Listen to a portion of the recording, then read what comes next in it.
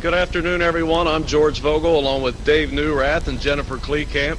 Welcome to the first week of the BPA King of Bowling. And Jennifer, this is the 28th year of this event. It's going to be another good season. Oh, no doubt. We're going to see some great faces back again, some fine bowling. And on behalf of Dave and myself, I'd like to welcome you to the show. I'm glad to be here. And Dave, I understand we're going to have a good one right out of the chute. Well, we've had 28 years of good ones, George, and the first match proves to be about the same. Jerry Eckel going against David Forwood. Both of these bowlers, no stranger to television at all. One lefty, one righty. I think we're going to have a pretty good match here, so let's kick it off. Okay, stick around and check it out. The BPA King of Bowling is coming up next. Look out. 6 delivery, 6 strikes. I like him to cover a few words, too, but he's got to cover the pocket up, and he does that time. He's what I call him perfect. Would like to build on his lead. That's close again. Yeah, he likes it. He's even running out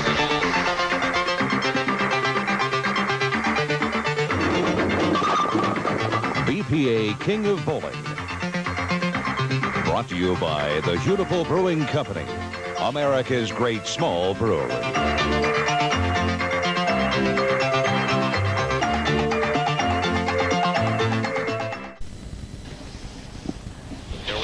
First match in the BPA King of Bowling.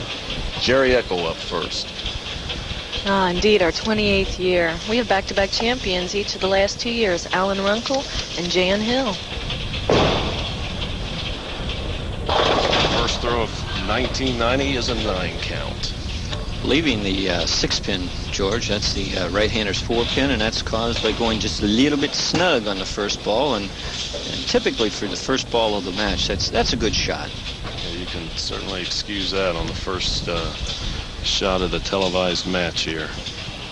Jerry Eckel, of course, qualified at Northwest Lanes, which is owned by Fran Ruggieri, who also owns the Golden Triangle, Northwest and Coleraine. He gets the spare easily. That brings up David Forwood for his first shot.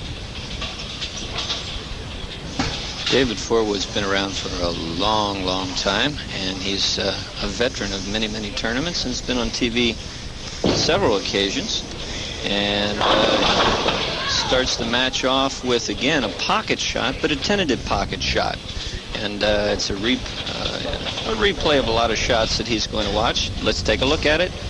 Your ball here is going to deflect. After he hits the 1-3 pocket, the ball, you're going to see it jump to the right in the 6-pin. Second one from the right-hand side of your screen is going to go to the channel right there.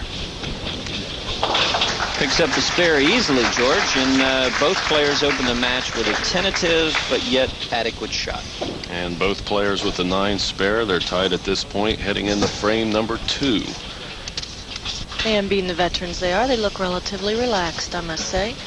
And you looked relatively relaxed, George. Welcome to this show. It's great I'm glad to have be you here. Excellent. I grew up with this show. I've seen 1 or 2 of them. Lonesome George. Forwood buries that one. Well, we saw a weak shot the frame before, a little bit more tentative. This one he nails. Let's take a look at it right now. You want to see solid? You want to see perfection? Here it is. 1-3 pocket filled up. No deflection here. Look at this ball take the 5 out. Kaboom. You guys are out of here. Jerry Eckel up in the second. He's really loft in that ball, Dave, is he not? Or is that his usual style? Jen, you and me both. I mean, we've been on here before, and the adrenaline's pumping, and this is about as hard as I've ever seen Jerry Eckel throw. And you're right, he's getting a lot of air underneath the ball, and of course that delays the roll. And until he settles down, I don't think he's going to expect too many mixing shots. Jerry, of course, using one of those blue hammers that seem to be so popular. He nails it. Jerry Eckel's forte, George, has always been a fairly good spare shooter, and he's always right around that pocket. Doesn't get in too much trouble as we take a look at the score. Very early on, a 1-pin advantage going to David Forwood, but the strike, the big advantage up. If he doubles in the third, he can increase it to 11 pins. Of course, Jerry Eckel would certainly like to get on track right here.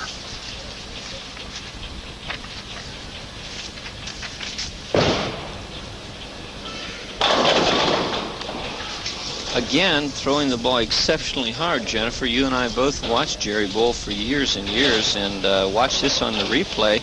Jennifer mentioned that he's getting air underneath the ball. Now watch how far out in the lane it goes. It's about 6 feet.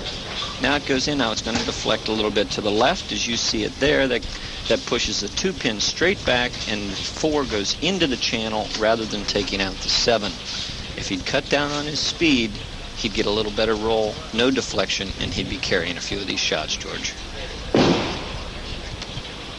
You know, I saw George yesterday at Brentwood Bowl, which, by the way, that's where qualifying is going on this weekend. There are spots available.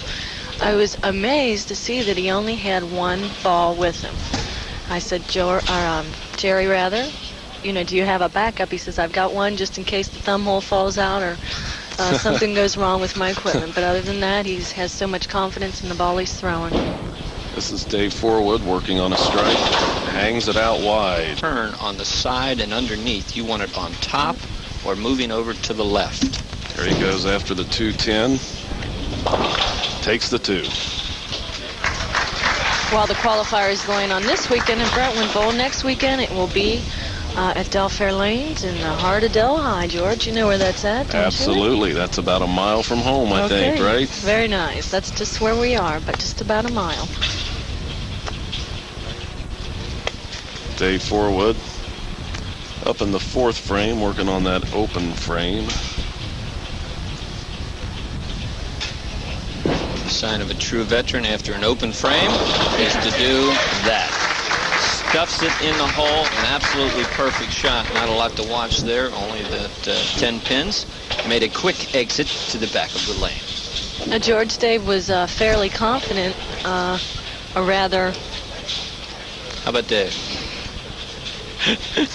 Yeah, it's week 1. What are we going to do, Jen? Jerry Eckel on the right-hand lane, a solid 7. By far his best shot of the match. We're going to watch here on the replay, ladies and gentlemen, the Stone 7. Now, the second one from the left-hand side of your screen. The second pin, that's the 4 pin. Now watch what it does. It goes right around the belly of the pin. That's the pin that's supposed to take out the 7. It did not do its job. Docked that pin a little pay. He's been getting plenty of practice shooting that 7 here. And he's nailed it again. Back to my previous thought. David has been on our show, David Forwood, that might be. He's been on our show many times, and being the confident type of person that he is, we ask a question, how many times have you been king? And he put 2 He's going to be king today. He's going to be king. Well, we will certainly find that out. He's got to get through Jerry Eckel first. Jerry Eckel, very deliberate player, left-hand lane. Used to take 7 steps or so, or at least so many we couldn't really count them all. It may go. But he's cut it down to 5. Let's take a look at it on a split screen. You can watch his approach. 1, 2, 3, 4. Actually 4. He's cut it from 7 to 4. Not bad, Jerry. 6 pin again is not going to do its job. Goes to the channel. Now we get a messenger coming over, as you see in the middle of the screen, but it didn't quite get there. Jerry's done a lot of work on his game in the last 4 years, Jen. He's speeded up his game a little bit, cut down the number of steps, and I think it's made him a better bowler. And we're still seeing him here, so it must be pretty evident. If nothing else, he's been consistent so far today. 9 spare across. Exactly. The match, as you can see it, we're looking at 9 pins. The advantage going to Dave Forwood with the strike. He could cut that 9-pin deficit down to a 1-pin lead if he strikes here. It's in the area. Oh, but again, the ball did not roll off, leaving the 2, 4, 5, 8. The old bucket. One of the buckets. The old bucket, that's right. We've left a few of those. Yeah, you got that right. Now, David? Jen, your particular way of shooting this and mine are different. How do you line up? I go my strike target 4 right, cut down on my hook a little bit. I know a lot of people play it from the left, but I prefer my strike target right, and I must say I have a pretty decent percentage on it. Now David shoots it from the left, identical to the way I do. And again, there's no right or wrong, ladies and gentlemen, on shooting these spares. You develop a system that's good for you, and then you try to perfect that system. We were talking about hammered balls. Well, there's blue ones, there's red ones, there's black ones, there's pearl ones. There's all kinds. George, you did a nice piece on that the other night. Yes, on Thursday. Talked to Jack Calhoun, your buddy out at Western Bowl. Right. Jack's been around for a long, long time, and we'd like to see him back on the show again, but he works a lot of Saturdays. Dave Forwood leaves the 7. Too much speed, Jen, wouldn't you say? Doesn't it look like he's still a little He's bit just not reacting. too hard? He's talking to himself. If he wants to be king today, he's going to have to do something a little different. Well, his previous 2 trips on that lane, he had strikes. This time a 9 count. Right now, Dave Forwood is 8 pins and back in this match. Mr. Tony Plank is back with us this year. Comes every single week from beautiful brewery. And by the way, Tom Junker also from Ultimate Distributing, a new distributing company, putting out those fine, beautiful products. We'd like to thank them both for coming today. The world-winning Little Kings. Yes, sir. One of my favorites. Little Killers. We know my opinion on that. They are my favorite, no doubt. Oh my gosh. A terrible shot out of Jerry Eckel in a very inopportune time. Let's take a look at it on the replay. He's going to rear up early. There you see it, rearing up stiff-legged. The ball never, ever has a chance. Cuts straight through the 2-pin, takes the 4 out, the 10, the 8, and that's all. He's got a very difficult spare, plus he lost a lot of count. To make this, he's going to have to cross over into the 1-3 pocket area and throw the head pin over like that. He did it. Jerry Eckel.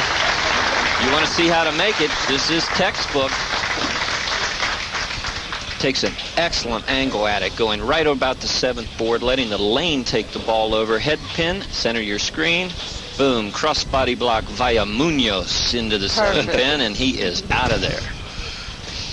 Jerry Eckel now with a 4-pin lead, so that poor pin count you were talking about, Dave, chopped his lead in half.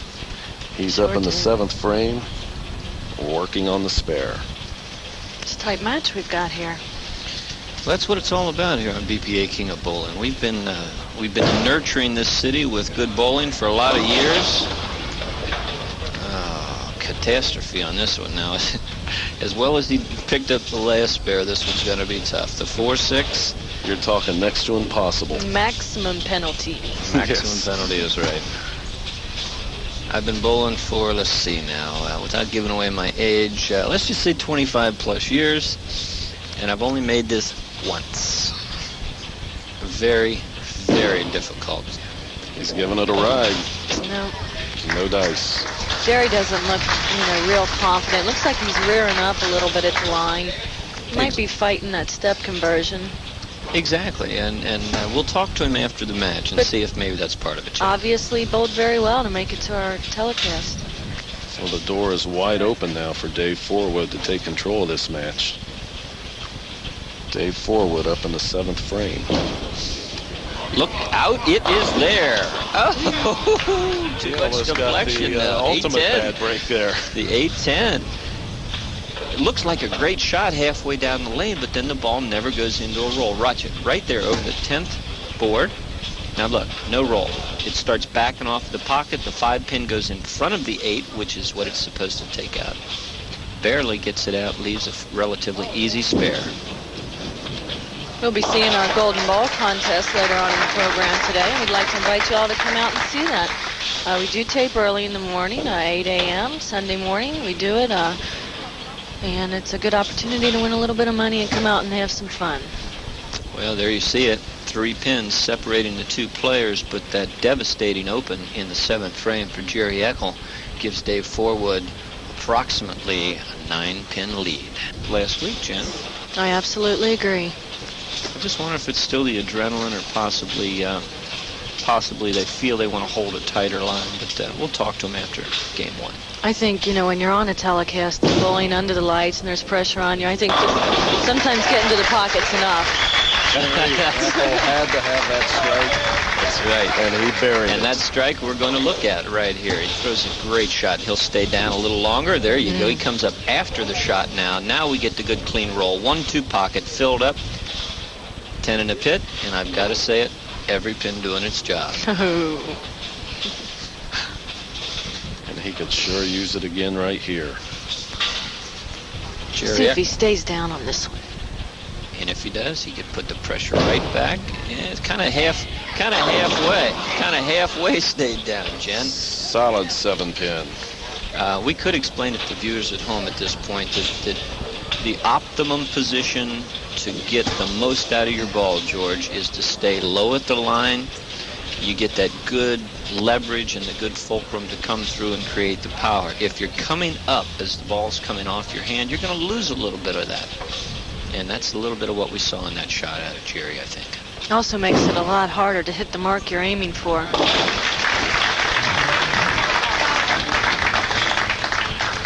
Jerry Eckel with a spare in the ninth. Still trailing Dave Forwood at this point, but it is close. However, a strike by Mr. Forwood here, that could just about slam the door. Well, it wouldn't be over, but I'll tell you what, George, it would really, really put the hammer on Jerry Eckel. Again, going around the ball, we show you the great shots, we're going to show you the mistakes. David does it again. Watch his hand. His thumb starts to rotate around the ball way too soon. Then we got that side-to-side roll, never goes into the hook, and deflects sharply when it hits the 1-3 pocket, leaving the 2-4-5. Very choppable, but he made the 1-2-4-5 before, taking the same angle, same results. Looks like he's pretty comfortable with that way of shooting that spare. And that's good, and I think that's the key. There you see it. We have a 9-pin match, both players with a spare working. This match is still up for grabs, so don't go away. But if David Forwood strikes out, or strikes in the 9th, or the 10th and 11th frames, he shuts out Jerry Eckel and goes on to match number 2.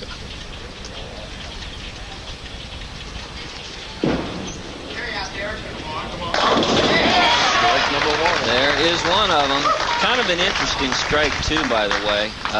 The deflection on this is there, but the power kind of kicks in halfway through the rack. Let's take a look at it. Watch the ball right after it enters the 1-3 pocket. In, and now it takes the 5 out. The neck of the 5, or the belly of the 5, takes the 8, and Jerry Eckel knows that he's in big, big trouble. Forwood can put it away right here.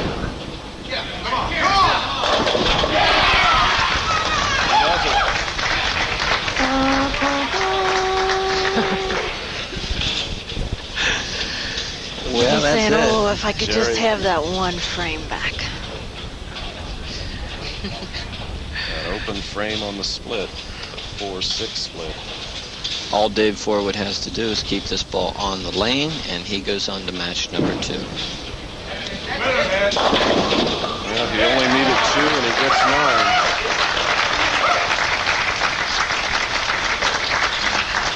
I really think the key to this match, Jen and George, was the fact that Jerry was just too pumped up and throwing too hard too early, and never really seeming comfortable with the shot. I wouldn't be surprised to see Jerry right back out to Brentwood Bowl today. Get another shot at it. He's always there. He's always. It's great. He's a veteran. With his 1 ball, too. Amazing. It's a throwback to the old days there. He got out the old black ball. Just would sling it down the middle. Dave Forwood, our winner. He advances to game number 2. We'll be back after this.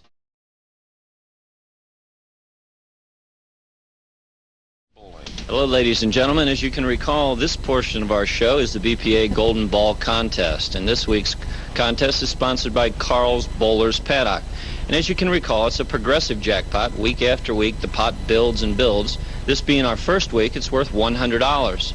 That $100, if the contestant throws a strike, is split between the contestant and the home viewer. Cathy Broxman, give us some names. We have an Anita Guilkey, and a home viewer is Mr. Jay Burton. All right, Anita Guilkey, come on down. Let's see if we can throw a strike. We're going to be trying to do this on lane 11, and the balls that they have to use, I might add, are special balls, and not really their regular equipment. So if you would, on lane 11.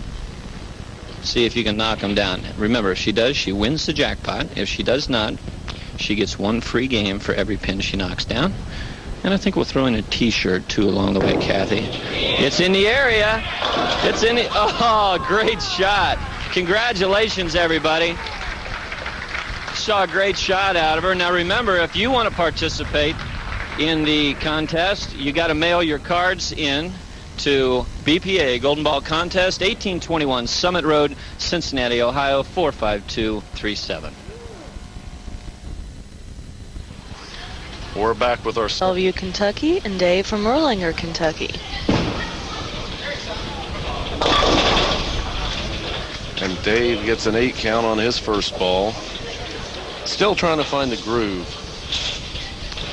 Not real comfortable yet, George, but once he does, I'll tell you what, I've seen him strike with the best of them, but you're right, it takes him a while. He has a rather unique game.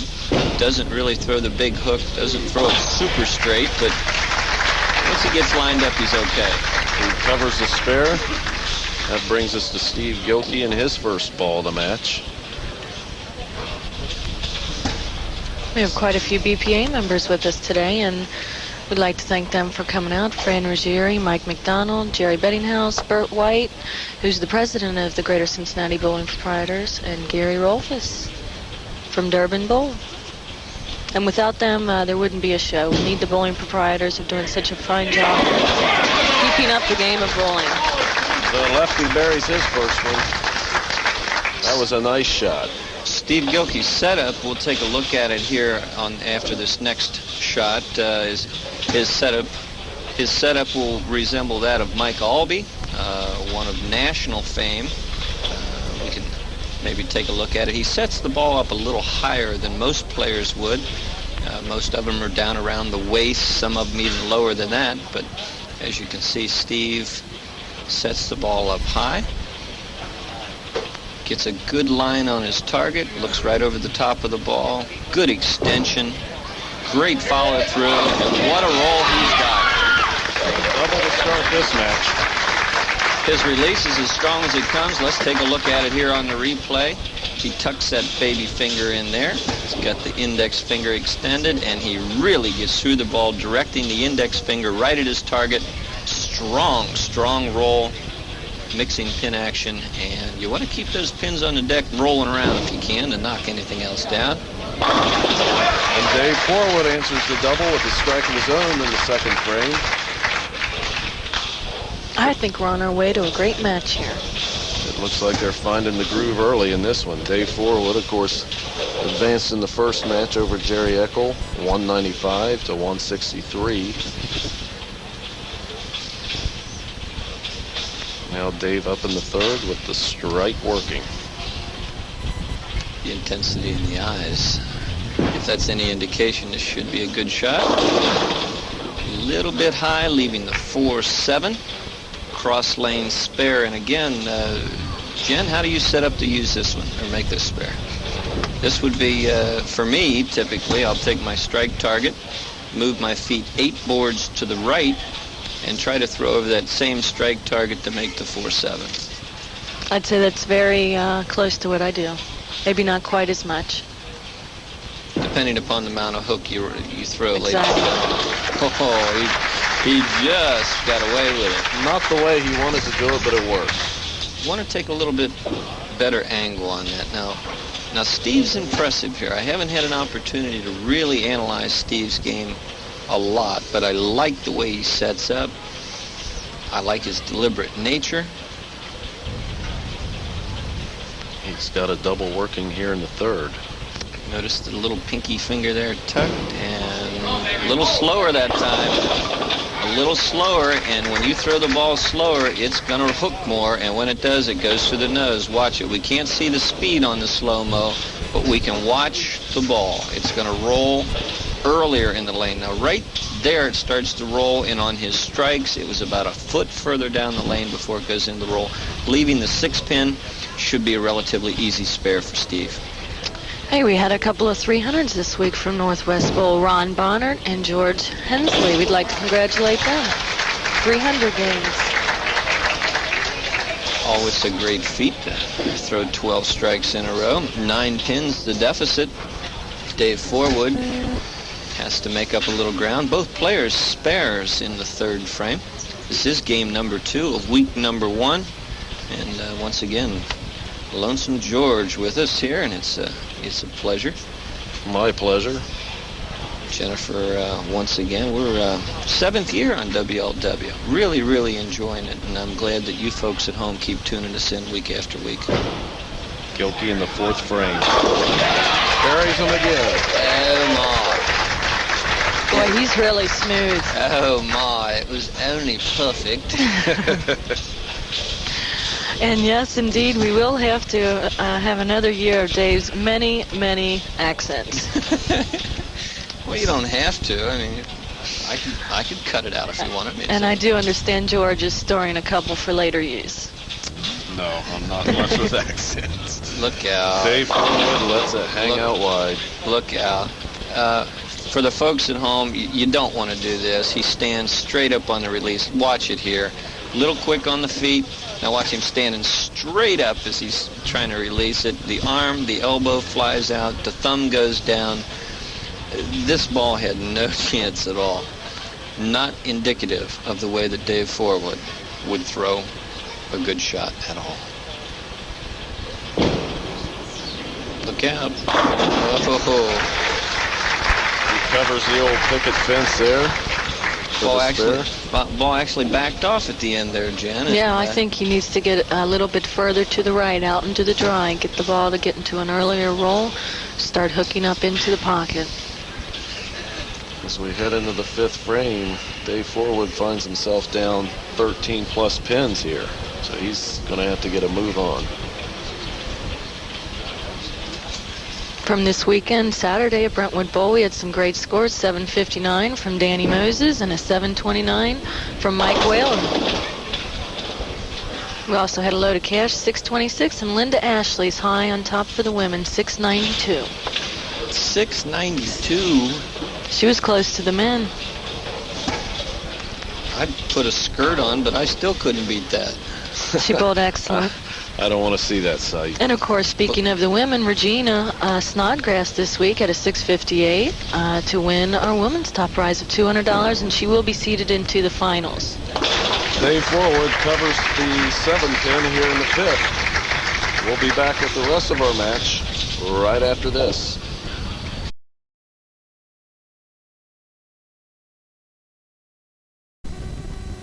2 weeks ago at Northwest Lanes, Ken Abner shot a 687 scratch, which makes him our top youth scratch bowler of the weekend.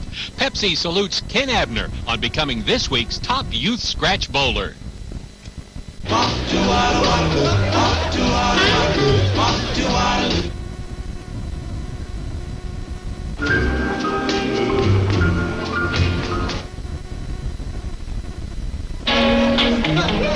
Baby back, dressed in black.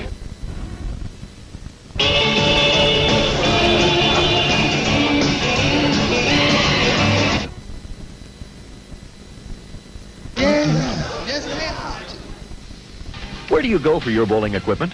Head to Tri-State Bowling Supply, especially for bowling balls. Tri-State is the local headquarters for the full line of Columbia 300 bowling balls. If you need less weight, the light dot. Drier lanes, the white dot. The perfect all-round ball, the world-famous yellow dot. If you're ready for urethane, the Columbia U-Dots. Stop by to see the remarkable new Vector 1 and Vector 2 now available. Tri-State Bowling Supply, 27 years of sales and service. The Bowler's Pro Shop. High above the blue chip city, Seven Hills, lies one of the West's favorite entertainment centers, Western Bowl, where in January, the Hoinke Classic began another year of competitive tournament bowling. Since 1975, over $1 million in prize money has been awarded each year to men and women bowlers. Additional early bird prizes are paid to winners during the first 6 weeks of the Hoinke Classic, the world's largest handicap tournament. Share in the excitement. Western Bowl on Glenway Avenue, Western Hills. We're back with more of the BPA King of Bowling. The gentleman behind the camera there in the Huda pole hat, we know him as the Judge, our fine cameraman. The Judge celebrating a wedding anniversary today, number 35. Wow, congratulations. That's terrific. That is terrific. Back to the match. Steve Guilkey up with a strike working here in the 5th. 9. Ball breaking off rather sharply, leaving the 6 pin again, but a very, very good shot. Steve's game is very impressive to me, Jen. Like I said, I haven't really studied his game over the last couple of years, but not only that, his first time on TV. Solid. Absolutely. Very solid game. You mentioned earlier, Dave, that he tucks in the pinky, the little finger there. What's he gain from that? A lot of players will do that to pick up a revolution. Now, a lot of other players will do it because the ball doesn't fit quite right, and it actually lengthens the span, George.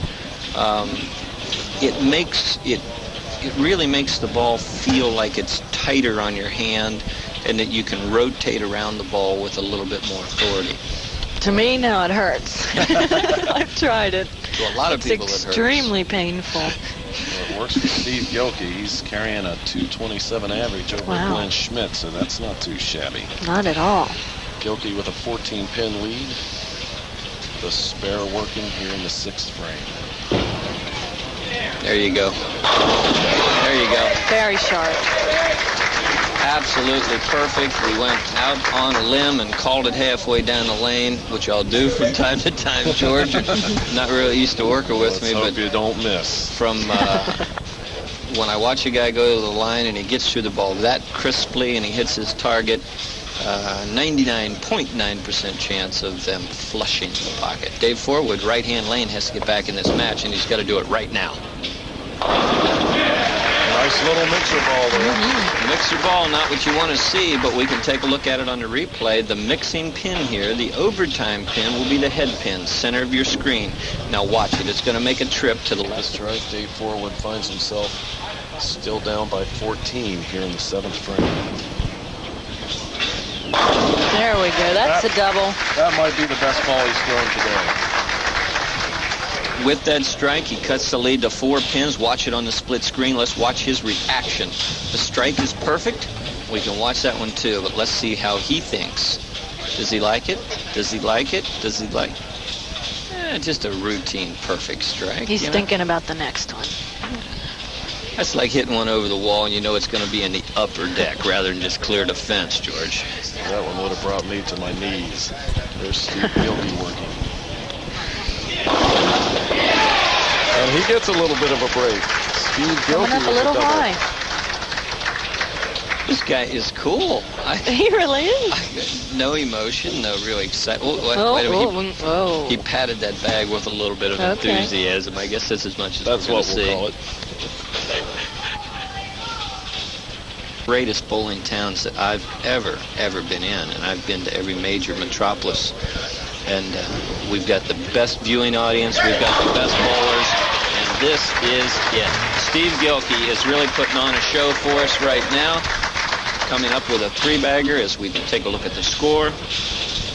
Finds him in the lead, but Dave Forwood is not out of here yet, folks. Don't chalk him up. 14 pins, but 4 pins. And he can stay right with him here with another I'm not real sure about this, but I think Anita Guilkey, his wife, was the one that rolled the golden ball. I'll have to check on that. I think you might be right. Where's our stat man? Where's our stat man?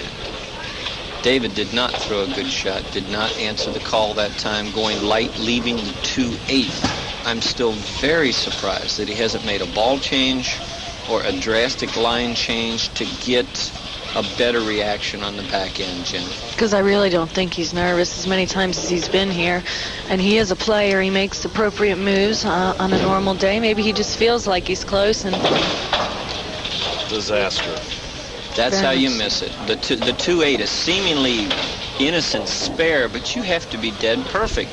The ball's going to deflect when it hits the 2, jump to the right, miss the back pin, which is the 8, and sometimes you catch it out of the pit, but very, very seldom.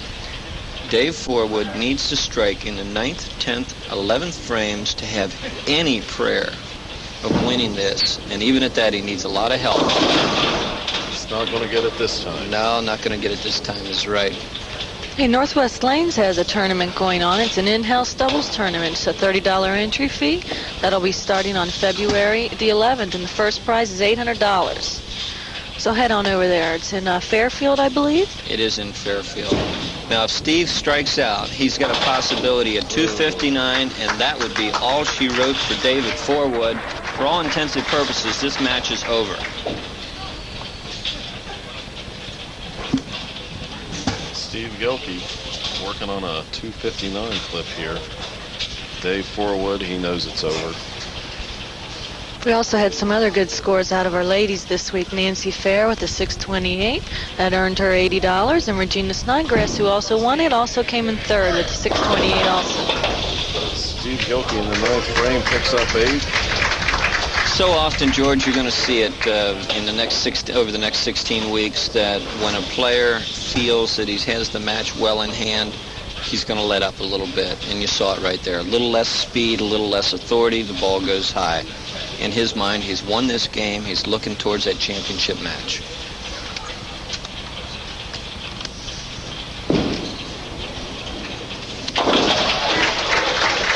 Completes the spare. Let's see. I think next we're going to see Jim Beckler. Jim Beckler waiting in the wings for the winner of Cincinnati. this match. Very unique style, George. Very. He's been on the show several times. I think a couple of times it's been here. There he's got a guy. He's Dave? up for the next one. Going to go out on a limb? What? Predict the next match? No, this one.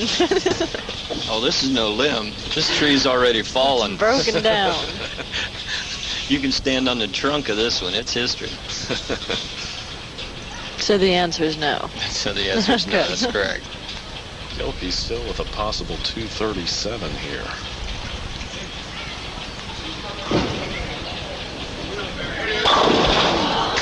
Stone 7. Some good spots for that, actually. And this will make that a possible 227. Nevertheless, he will win this match handily. Even striking out in the 10th frame, the best Dave Forwood could do would be 190 with this spare. Steve comes up with 227. And that's more than enough to move him into the championship match. So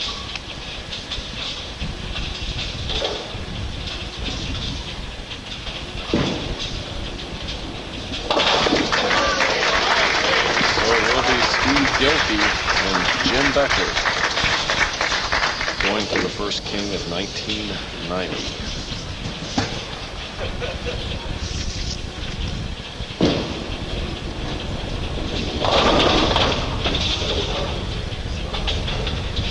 Dave just trying to still get lined up. I just don't think he was just prepared today. He didn't make the moves that he should have, and that's just not like him. Never really got on a roll of any kind at all.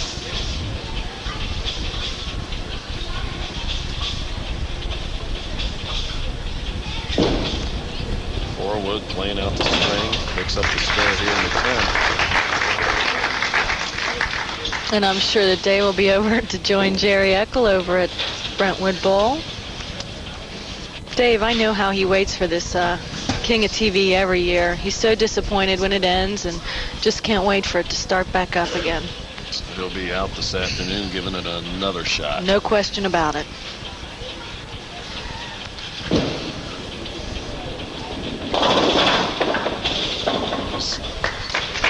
Steve Guilkey, our winner in match number 2. He goes on to the championship match. Who will be our first king of 1990? Jim Beckler or Steve Guilkey? We'll be back with that right after this.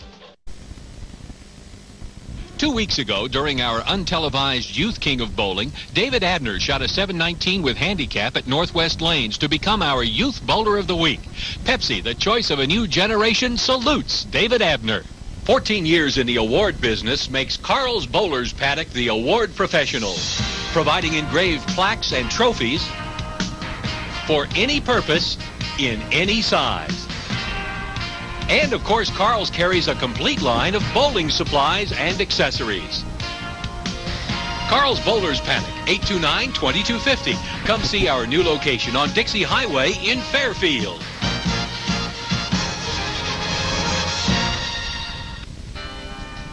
Bowling in the USA. Bowling in the USA.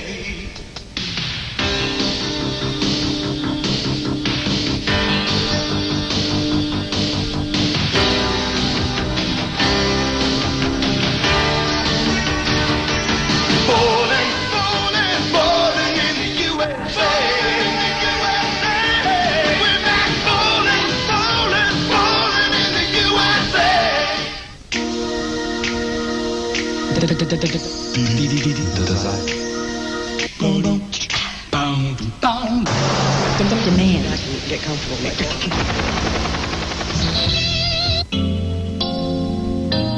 Delight.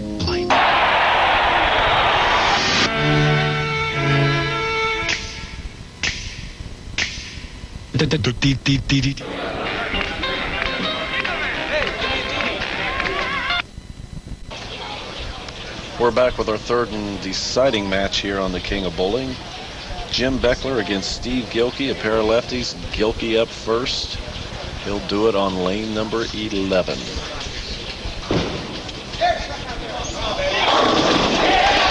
He gets it. Talk about perfection here again. Sets up, nice authority, gets the ball way down the lane. Now it's going to break. 1-2 pocket annihilated. That's the 4-pin doing a number on the 7, and that's the way you do it. Beckler taking very, very little time to get up and leaves a light 3-pin. Jim Beckler, he's got 4 300 games to his credit, a couple of 800 series. So he's no stranger to the high territory. 28 years old, didn't start bowling till the age of 19. Kingpin Lanes. He covers the spare. So a strike for Guilkey, a spare for Beckler in the first frame. Of course, Jim will do his thing now on lane number 11.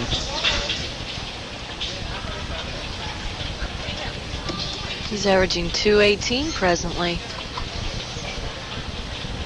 Bowling just one night a week. It's quite an accomplishment. The Buried that one. left lane is rolling off exceptionally well for both players, and Mr. Beckler showing that well, Steve's not going to run away with this match. He's going to give him all he can handle, I'm sure. We've had, what, 4 lefties on the show today? Well, 3 out of 4. 3 out of 4. Talk about a break. We're going to look at it. Steve Guilkey does not throw one of his better shots, but gets the ultimate break on this. The ball is going to be light. Head pin, center of your screen. Going to go to the right-hand side. There you go. Comes off. Actually takes out 4 pins. Overtime for the head pin. Next week, we'll be looking at our Fairfield Lane qualifiers. Mike Whalen and, of course, Riga Kalfas, who had that excellent 299 game last year. And, by the way, should a participant roll a 300 game this year, there is $20,000 in store for them. Whoa! 20 grand? 20 grand. That broke the string for Steve Guilkey. He's working on a double here in the third. 20 grand. And what's a case the little kings go for? You could buy a lot of them with that, Dave. That's a heck of a Super Bowl party, isn't it? You might even be able to invite me over. As we know, the Super Bowl Sunday is today. We call ourselves the pregame to the pregame to the pregame. Not really sure what network it's on. We really don't care at this point, but it's we're going to who-day them next year, I'm sure. Who you picking in the game, George? Niners. Give me Niners. I have no rooting interest. I don't really give a hoot about this game. Well, Beckler gave a hoot about that shot. He sure did. 2 in a row. 1-2 pocket is completely filled up. Jim Beckler looks lined up to me, and I think Steve Guilkey, Jim Beckler are going to give us our best match of the day. Beckler working on the double here.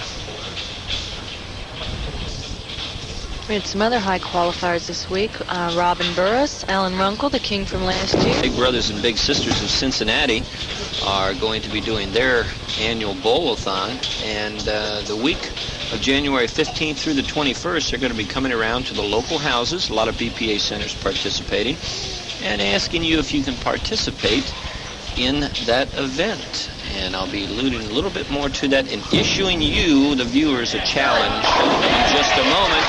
And Steve Guilkey is issuing a challenge to Mr. Beckler.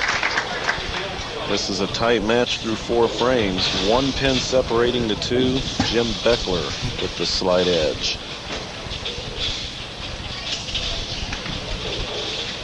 Actually, that one pin jumps up to 11 pins when you have the double working. But when you're talking one pin or 11, and you got guys that are lined up like this, that's nothing. One mistake, one bad break could change the total outcome of the match.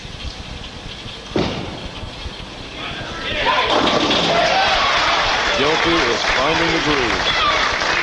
George, this ball actually a little bit tight. Let's see if we can catch it here on the replay. It's going to roll off a little sharply. The head pin is going to go more straight back, center of your screen. The 3 pin is the second one from the center of your screen. Now watch what happens. Goes to the wall, comes off, and takes the 10 out. Beckler not the working textbook on a turf. way. There you go. 4-bagger.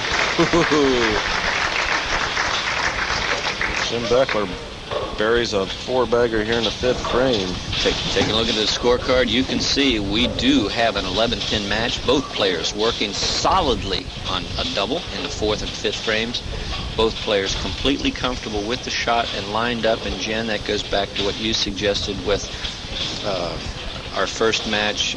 Not the condition, just the player not quite comfortable with the shot. This 7-pin does everything but fall. And if you're sitting at home saying to yourself, how can I do this? Well, head on out to Brentwood Bowl today. There's still some shifts going out, and I do believe there's a 4:30 shift that you can also participate in today, and that will be the last shift of the day at Brentwood Bowl. Jim Beckler, cross lane, 4 to 7. No problem whatsoever. Now the challenge I alluded to before. Ladies and gentlemen, if you would please participate in a very worthwhile cause. I am going to be bowling in the Big Brothers Big Sisters event. I would like you to call in and sponsor me in one of the games. It's a worthy cause, whether it's a penny, a nickel, or a dime a pin. We'll give you a couple of phone numbers to call shortly, and that event is going to be coming up the 2nd week of February. We'll talk a little bit more about it. Oh, wow. What a shot. We call this a Red Sea strike, Jen. I've heard that. So much power. Watch the 2 pins. Second one from the middle of your screen. Right out 4-7 parsimonies. Now look at his reaction. Does he like it? That's the most excitement we've seen out of him. Well, other than the Rosenbach. That's right. Well, 3 in a row will do that, though. Yes, sir. He's working on the turkey here in the 7th frame, and we have got ourselves a match. Great setup. I like the setup. Gets a little bit more speed the higher you set the ball up. Look out. Right on the nose.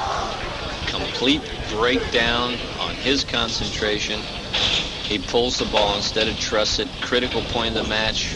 Gets the ball. Look at it right there. It's starting to roll up way too soon. Right through the heart. Head pin goes straight back. The 2 and the 3 go to the right.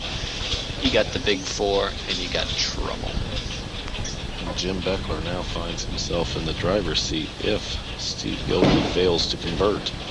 The smart move there is to take 2 pins, because on a strike, 2 turns into 4. In this case, 1 turns into 2, and he loses 2 pins in count, and that could be a critical error later on in the match. Looking at Carl Compton and his son, and Mike McDonald and his son. Of course, Carl's bowler. With the strike working now, he's in the getting ready to roll the 8th frame here. In the 8th frame, if he spares, he takes a 20-pin lead. If he strikes, it's 30 pins, and it looks like a strike to me. 30 it is. Jim Beckler throws one of the best shots of the match. Take a look at it right now. This is absolutely perfect. Head pin, again, part the ways. 5-pin, no deflection here. Ripped that rack out of here. And as we look at the score, we can see Jim Beckler firmly in control of this match. 30 pins advantage. The match with any. He has to strike here. Steve has to strike. Every ball. Every ball, give him a 239 game. That may take every bit of it to remain in this match, because Jim Beckler has it working. You're right, Jen. has to go all the way out for 239, and then he would still have to have a little help from Jim Beckler in order to win. 269 pace, Jim Beckler rolling right along and firmly at a 269 pace. It's not a lucky one. It is with authority.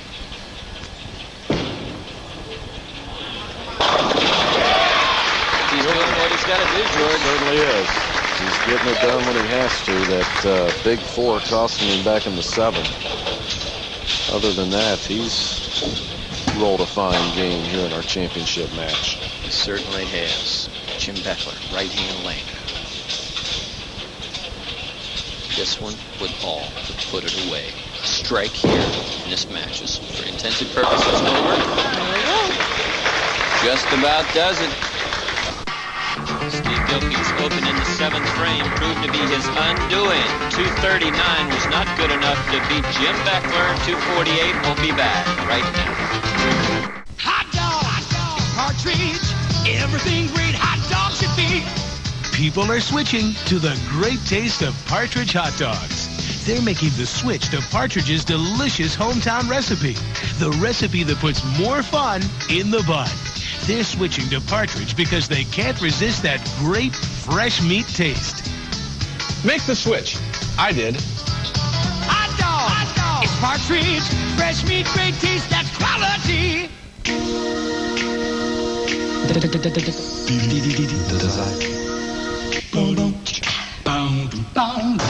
Come up to me and I can get comfortable there.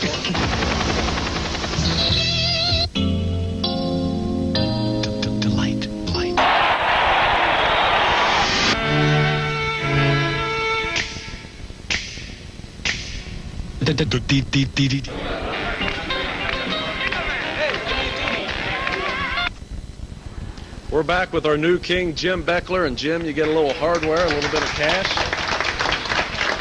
$1,000, George. Week number 1 for Jim Beckler. Don't spend it all in one pace, Jimmy. Not too shabby. We'll see you again next week at Fairfield Lanes for the TV King of Bowling. BPA King of Bowling. Brought to you by the Beautiful Brewing Company, America's great small brewery.